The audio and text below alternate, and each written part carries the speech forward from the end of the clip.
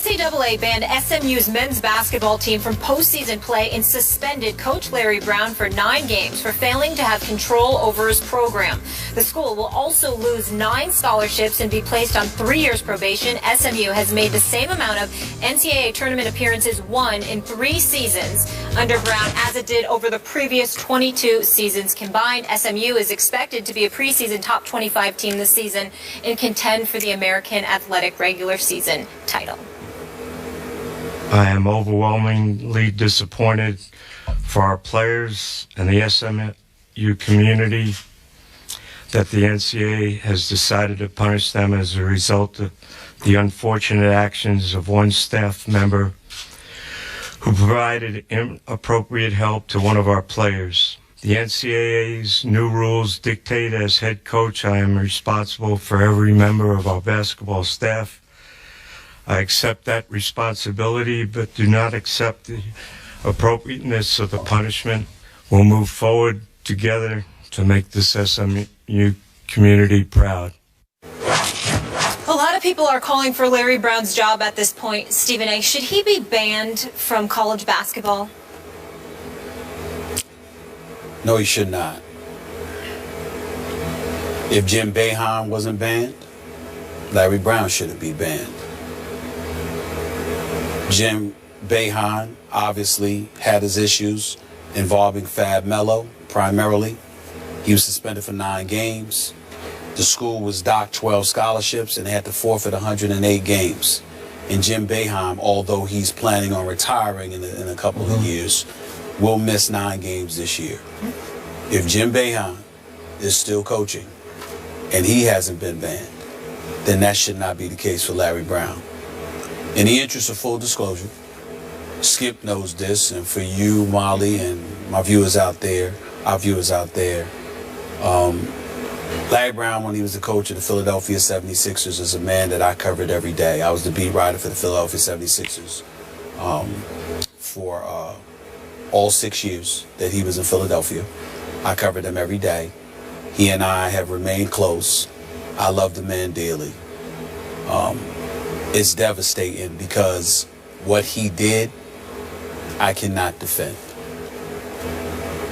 There is no excuse whatsoever for the head coach at SMU or any head coach in college basketball to have an administrator assist in academic fraud. Whether he knew about it or not, it is his responsibility. And unlike it was in the 80s, Skip, you can speak to this more than me because you were covering all of this stuff back then and I was in high school. The fact of the matter is, back in the day, they'd hold an assistant coach, an alumni member, or somebody else responsible, but not necessarily the head coach, whereas now the head coach is the face of a program. But we can't ignore history as it pertains to Larry Brown. And this is where it gets very, very hard for me because I love the man. And, you know, I think he's one of, if not the greatest basketball coach I've ever seen. But I also happen to know that aside from academics, when it comes to, you know, improper benefits to players, giving them a flight home, giving them money for a meal and all of that other stuff, Larry Brown always thought those NCAA rules were absolutely stupid and idiotic. So him violating that to some degree at UCLA, which caused the postseason ban in 1982, and then at Kansas after the '88 season, you know, before he moved on to the NBA in both instances, I definitely can see Larry Brown violating something like that because those rules to him and most people are idiotic in terms of helping a player who's relatively poor, etc., etc. This is different. This is academic fraud. And what really, really came to my mind when I heard about this is the fact that unlike other places Larry Brown has been, in this particular instance, he was out of the coaching profession a little while. And as a result, he got to SMU. And the people that he hired weren't loyalists to Larry Brown. They were loyalists to whoever Larry Brown leaned on to bring on board. So they weren't necessarily his guys. So they didn't watch his back and look out for him. But he's still the guy at the helm.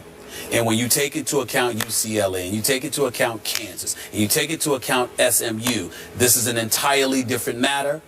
But it is still very, very bad. And as much as I love him, I find myself sitting here this morning absolutely disgusted that at 75 years of age, with all that he's been through, that he could find himself in this situation. Remember, he departed from Philly in 2003, you know, and all of a sudden exited Allen Iverson and the crew to go to Detroit and coach, and immediately took them to the championship and then to a second consecutive visit to the NBA Finals. And some believed that Rick Carlisle was backdoored because Rick Carlisle was coaching the team at the time. Then when he was coaching in Detroit, although he has vehemently and categorically denied it, the Joe Dumars and others of the world in Detroit at the time obviously positively believed that he was politicking with Dan Gilbert in order to get the job in Cleveland while he was coaching the Pistons in the finals. Okay, then ultimately we know the disaster that was the Knicks and Isaiah Thomas, because Isaiah Thomas and James Dolan swore up and down that he was lying. I didn't know, you know how torn I was because I'm tight with both Isaiah and Larry Brown. So to be in the middle of that, that was just a journalistic nightmare for me. And then after that, he goes to Charlotte, knowing that Michael Jordan is trying to build a fan base with the Charlotte Bobcats. Larry Brown literally was quoted as saying, in the midst of Michael Jordan trying to build a season ticket base, oh, I wouldn't play for this, I wouldn't come watch this team if I were the fans. We're awful. I mean, naturally, Michael Jordan called him in the next day. Michael Jordan didn't even fire him. He just looked at him and said, you know what time it is. You know. There's nothing to talk about because you got to go. Okay. So knowing all of this and knowing that you were out of the game for a while, where you're sitting there and living at Villanova, watching Jay Wright's practices, driving a great Jay Wright crazy because he loves Larry Brown, but good Lord, he was there every day, to turn around after all of that and to get this opportunity. And at 75 years of age, with obvious Hall of Fame credentials, one of the greatest, if not the greatest coach that I've ever seen, and a wonderful man to me, I cannot believe that we are sitting here today talking about this. I still would not ban him for life, but that's only because you're not doing it to Jim Boeheim. You haven't done it to a couple of other people who could have done it to. Larry Brown doesn't deserve that if they don't deserve that. But I won't hide my disappointment in the fact that he finds himself in this position. It truly hurts. I hear what you're saying. I don't know Larry the way you know Larry, but I have followed him and covered many, many of his teams and many, many of his big playoff or championship games. I have proclaimed him on this show the greatest basketball coach ever, but I'm combining college and pro. Is he not the turnaround master? When you look on the pro level at what he did for the Clippers when they were in the doldrums, and then San Antonio, and then Charlotte, and Detroit, and Philadelphia, and I can go on, I can keep going, but we don't have time. Right. Everywhere he went, good to great things happened like that. Nickname Mr. Fix-It. Mr. Fix-It. And so he went to UCLA when they were down. And he did not good things, he did great things. He took a Kiki Vandeweghe team with a bunch of freshmen on it. Kiki was I think he was a senior that year, I can't remember, but he was the older player. And he took them all the way to the national finals against Louisville. They did lose to a Louisville team that was just way better than them. But then he was gone, and he left UCLA on probation. And he wound up eventually at Kansas. And he didn't do just good things at Kansas with Danny and the Miracles. He did great things. He not only took them to the national final against my Oklahoma Sooners, he pulled off one of the great upsets in college basketball history. They won the national championship. I think they were an 8 seed that year. My point is, nobody doubts his ability to coach basketball. But I will say this. I thought from the start Larry belonged more in pro than in college basketball, okay? So what happens? What's the obvious thing that keeps happening? When you're also an NBA lifer, when most of your time has been spent in pro basketball coaching millionaires, then you get in college and you say, this kid needs a little walk-around money, just a little cash. Come on, just some cookie jar money. Okay, but I'm saying that started at UCLA. Right. Oh, come on, let the kid go to a movie on Saturday night. Let's give him a few bucks. If a booster wants to give it, what's the big deal? Okay, in this case, and I'm not putting words in Larry's mouth, but I will bet you this is what he would tell you off camera, off the record. a kid, he's academically challenged. We're just trying to keep him in school for his own good, and obviously for the team's good, but for his own good, to try to stay the course to get his education.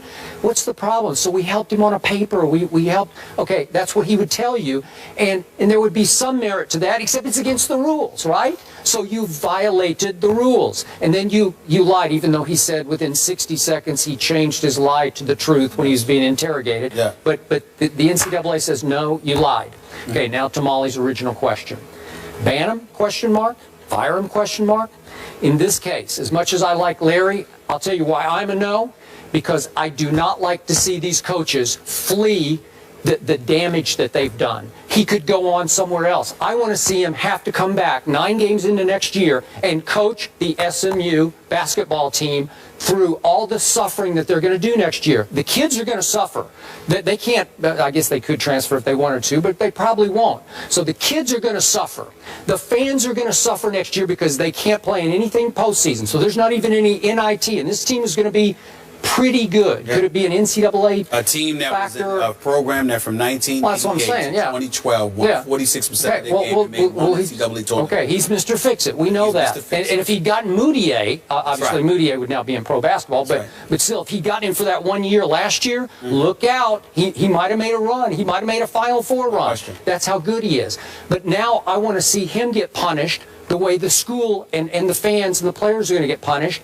Serve out your time. Coach the rest of the year. And to the point, which is why it's so hard for me to discuss this. Assistant coaches do stuff all the time that head coaches don't know about. Boosters, alumni members, they all do that. And a lot of times the coaches don't know, okay? But here's where Larry Brown can't shake this. A secretary, an administrator was helping somebody with their grades. Keith Frazier. There is no way on earth that anybody can put something on a secretary. Sure. See, that's where the nail is in the coffin. Okay. The assistant coaches, a booster, there's plenty of things that can happen behind a coach's back. But not when the coach's secretary, the administrator, is there's no way anybody's buying that. So, bottom line, how much does this stain his legacy? I think it's a devastating blow because even though I didn't believe that he wouldn't go back in the pros, I think this is a reminder to the basketball world that the word drama and Larry Brown are consistently associated with one another.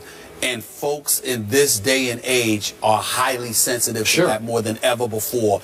I think this is Larry Brown's last stop as a coach. Unless he could hook on with an NBA team. I'm saying even an NBA team. That's why I use the word drama, because it doesn't matter. All right. The drama, because they're going to remember. This reminds them of all the stuff that was associated with him in the NBA, from Philly to Detroit, to ultimately New York and Charlotte. And it was supposed to be Cleveland in between. So all of that is what the NBA folks are going to remember, and we know what the college programs are going to remember. This is Larry Brown's last stop. I think it damages only the college because he's now 3 for 3 leaving teams on probation. 75 years old, Skip.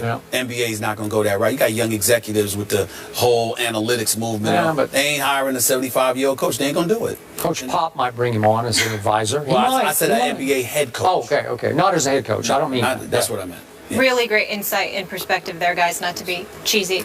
We move on to another guy at the helm. Is Derek Carr the real deal? Can the silver and black get back to the playoffs? We'll discuss that after break.